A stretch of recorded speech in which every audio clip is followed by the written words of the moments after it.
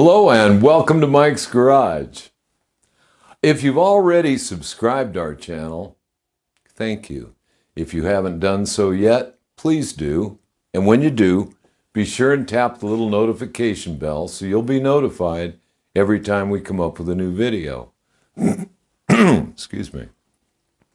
All right. In our last video, what we did is we honed the rocker arms to fit the shafts. And I said in our next video we would set the end play on those rocker arms.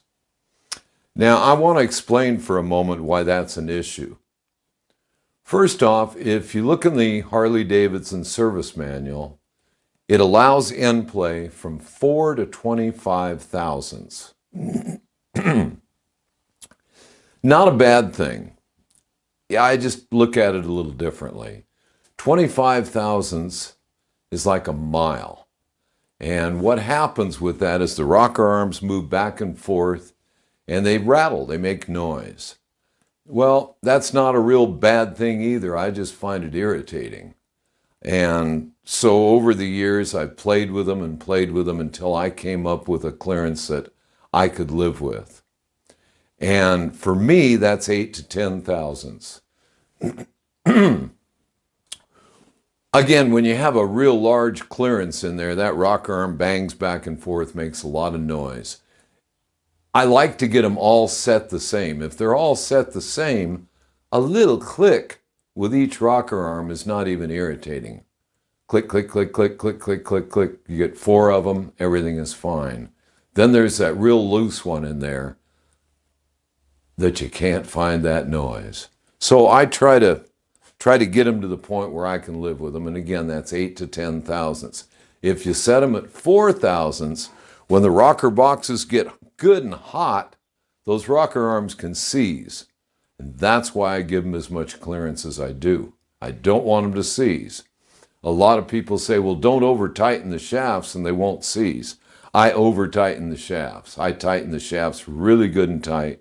I don't want them to leak, and I don't want them to seize. So it's kind of both ends of the scale. Anyway, I've already done these, and I'm going to show you how it's done. Here is a rocker box with rocker arms in it. I've taken the plugs out, the one end. Well, you can see I have these pretty tight. Well, you take the cap nut off.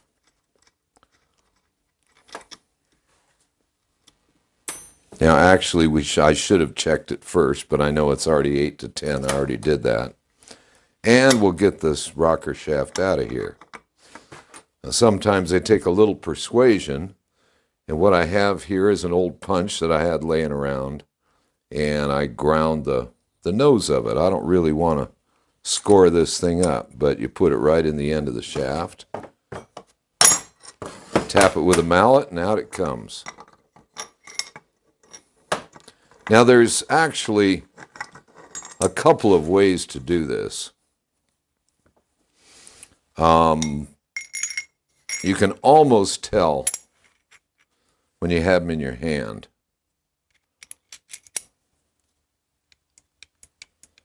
By holding them. But you can't get as much pressure with your hand as you can with this thing tightened in place. Now, let's see.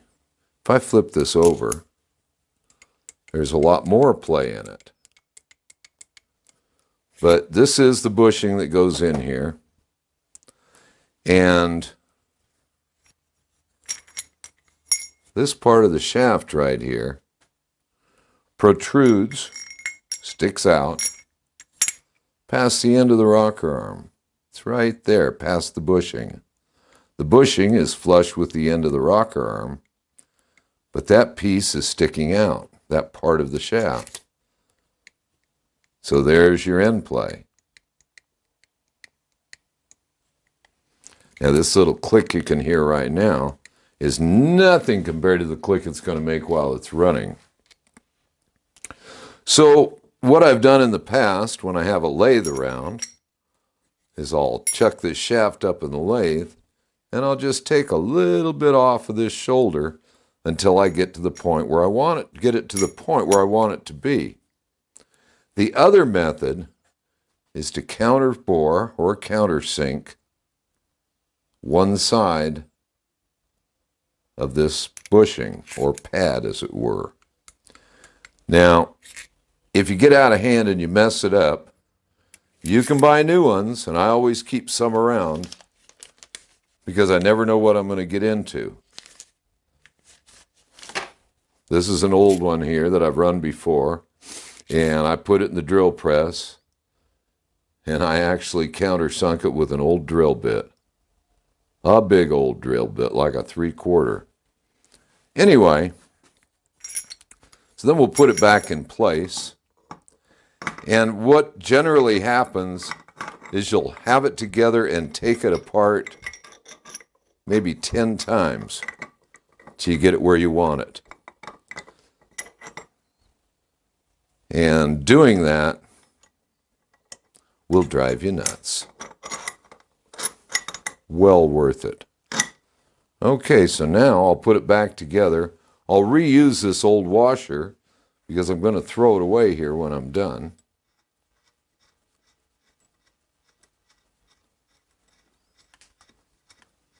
And I will tighten this shaft real tight. How tight is real tight?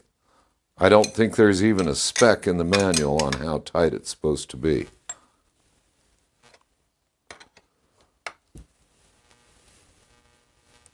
But there it is, good and tight. Now, I haven't put any oil on it yet because I don't want to mess up my measurement. But there's an 8,000th. And there's a 9. And that's it. That makes me very happy. Again, the big deal is to match them all.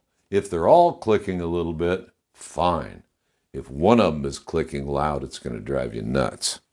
What did I do wrong? Okay, so now that I've got that, which, believe me, it's not that quick. You'll do it over and over again until you get it right. Don't worry about ruining one of those pads because you can buy replacements, and they certainly aren't as expensive as new rocker shafts. So, I'm going to assemble this one as a final assembly right now, and I'll show you how I do it. Not the only way to do it, but this is how I do it.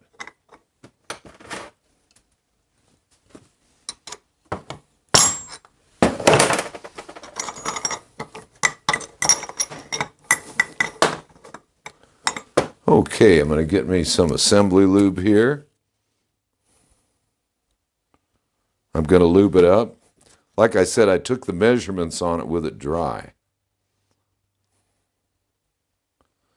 Get a bunch of lube in there. How accurate is your assembly, is your measurement? Not very. So there it is.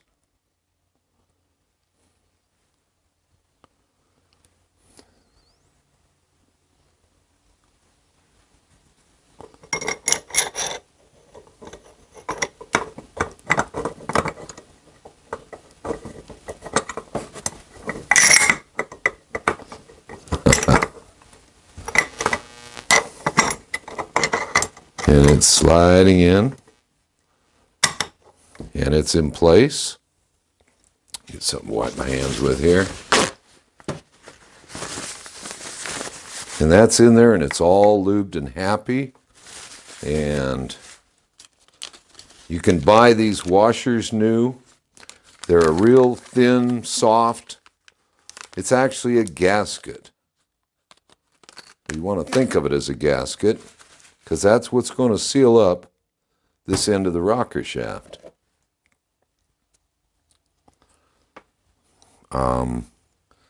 I usually coat these with ultra gray. It's what I've used for years, and I'm pretty happy with that. It's on there. It's glopped on good. And I will put it over the shaft and put the nut on there.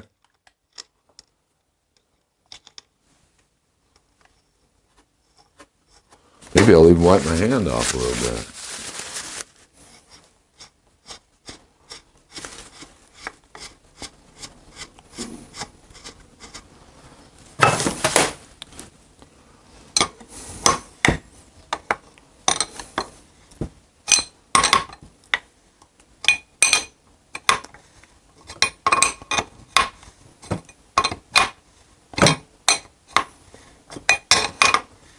These are pretty long.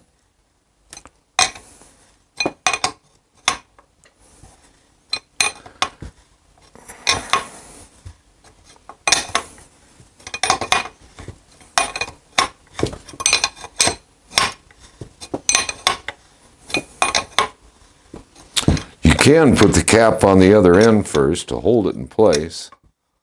In fact, I'm having a little trouble holding this shaft. Wait a minute, there it goes. Nope.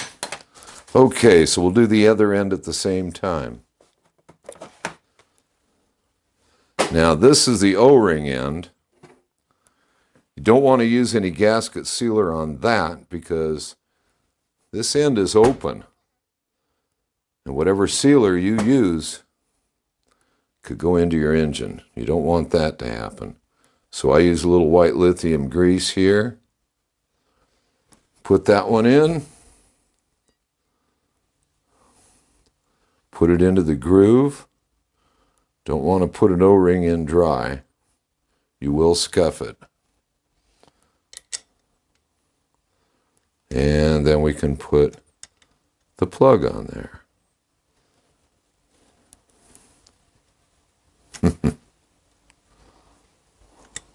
There it is. Wipe my hand off again.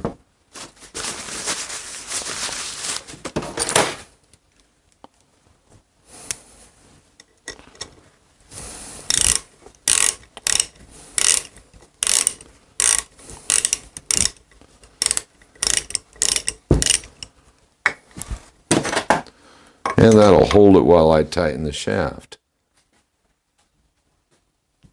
And that shaft is tight. A lot of people will say, why are you using an open end wrench? And it's because I don't want to crack the chrome off of these nuts. And we'll tighten the other end of this thing. Good and tight. And there it is. Now just for fun, we'll check this thing one more time for its end play.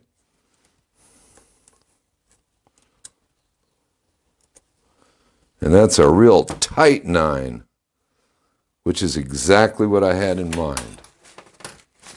So there it is. With the oil in there, you can't hear it click. When I do all 4 of these, what I normally do is listen to each one of them and see that they all click about the same. If they all click about the same, it's not going to be an irritant while I ride my bike. So there it is. Now all 4 of them are actually done. I just wanted to show how to do one. And I hope that explained it well enough. And on the next video, I think what we'll do is put the rocker boxes on the heads and get them ready to install. So until then, I'll see you out on the road.